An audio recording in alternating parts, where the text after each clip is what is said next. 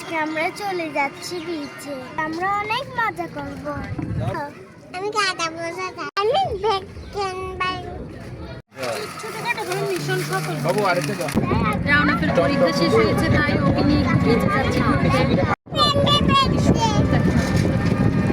কি সুন্দর পরিবেশ, মাশাআল্লাহ।